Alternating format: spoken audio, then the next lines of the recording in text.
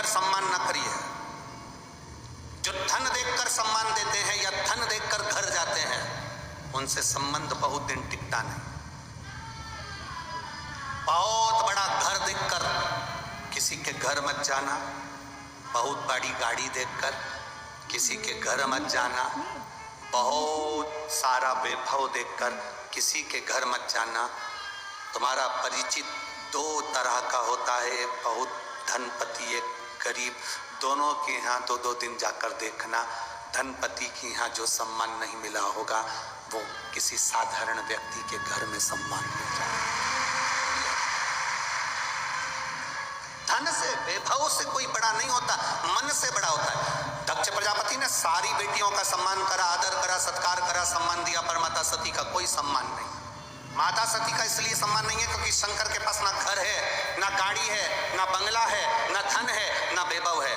सारे देवताओं के पास सब कुछ है, पर दक्ष प्रजापति की बुद्धि में यह बात देखना थी कि दुनिया के जितने देवता हैं वो केवल बटोरना जानते हैं और मेरा महादेव लूटाना जानता है। देवता मेरा शिव, मेरा ओघड़दानी, मेरा शंकर देना जानता है, देता है।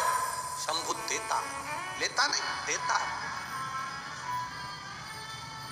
आप क्या सोचते हो कि शंकर जी को जल चढ़ा रहे हो तो शंकर जी को तुम जल दे रहे हो? ना ना ना ना, भोलेनाथ को जल नहीं दे रहे हो।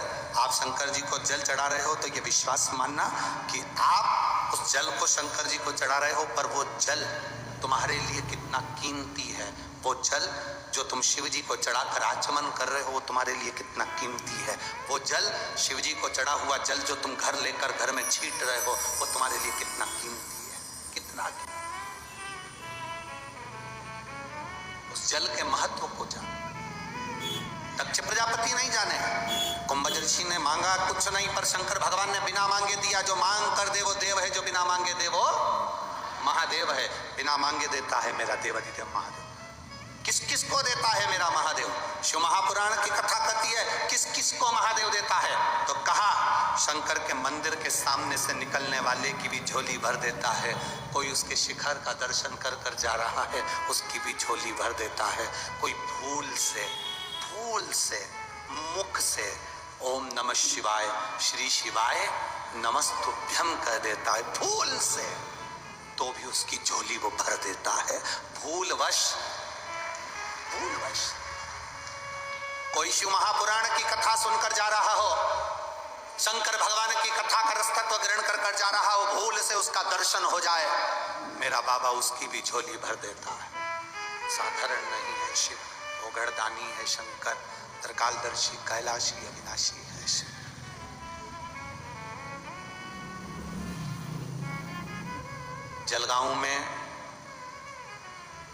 जलगांव के आसपास के क्षेत्र में बहुत पुराने शिवालय हैं, बहुत पुराने। चाहे वो नर्मदेश्वर हो, चाहे वो ओमकारेश्वर हो, बहुत पुराने शिवालय जलगांव की पवित्र भूमि के आसपास में। कई शंकर जी के मंदिर एकांत में विराजमान, कोई ताप्ती के तट पर है, कोई कहीं है, कोई कहीं है। उसका स्मरण,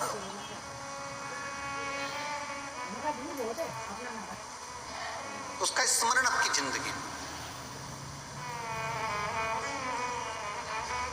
कोई कहता है ये शंकर जी का मंदिर नया है, वो शंकर जी का मंदिर पुराना है। शिव महापुराण की कथा कहती है जहां शंकर का शिवालय है, जहां शंकर भगवान का शिवलिंग रखा है, यह मत सोचना कि यह पुराना है कि नया है।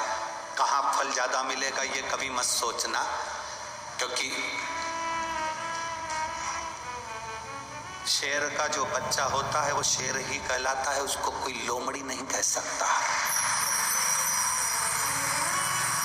शिव का शिवालय में रखा हुआ शंकर का शिवलिंग ही कहलाएगा, चाहे वो छोटा हो बड़ा हो। तुम्हारे घर में छोटा सा शिवलिंग रखा है तो शिवलिंग ही कहलाएगा, चाहे छोटा हो चाहे बड़ा हो।